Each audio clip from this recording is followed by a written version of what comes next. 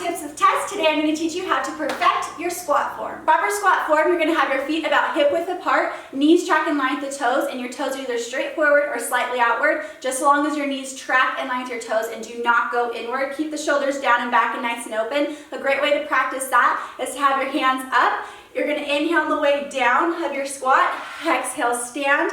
Inhale down, keeping your belly button forward.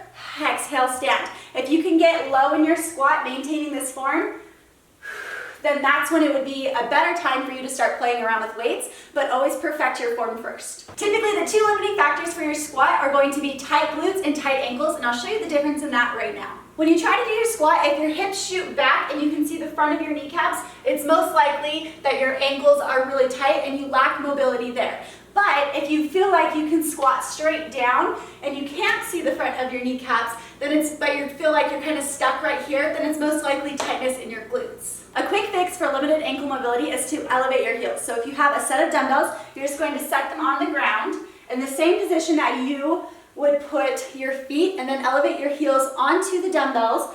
Inhale on the way down and exhale when you stand. So having your heels elevated is going to help you get lower in your squat and help you stay upright. If you're looking for a more permanent fix to that limited mobility, try using a foam roller or a lacrosse ball to break up that tightness, and I'll show you that now. When you struggle with limited ankle mobility, we really want to focus on breaking up the tightness in your calves. So using a lacrosse ball, you can just put the lacrosse ball on the ground, lay your calf onto the lacrosse ball, and I like to cross one leg over the other so it's a little bit more pressure on there.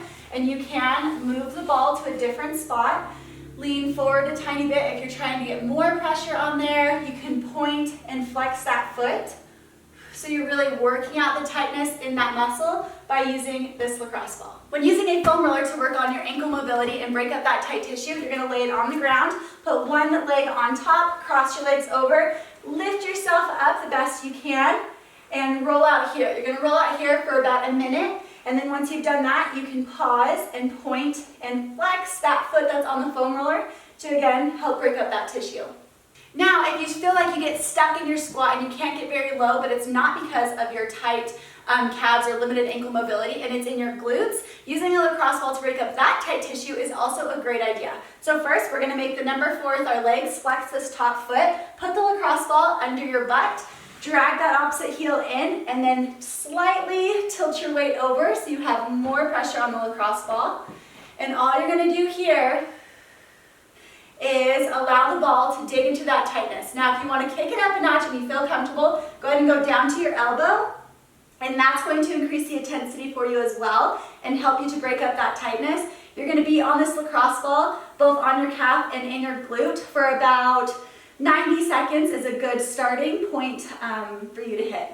Lastly, to use a foam roller on your glutes to help break up that tissue and get deeper in your squat, you're going to get into the number 4 again right here. Lift up, go ahead and get onto the foam roller, position that, and then roll out here, getting all the way at the bottom and all the way at the top of your glutes. Personally, I prefer to use a lacrosse ball on my glutes than the foam roller, but both work really well. If you love this Tips with Tess video and you found it helpful for improving your squat form, go ahead and like it, comment, save it, and don't forget to share it with your friends so they can improve their squat form too.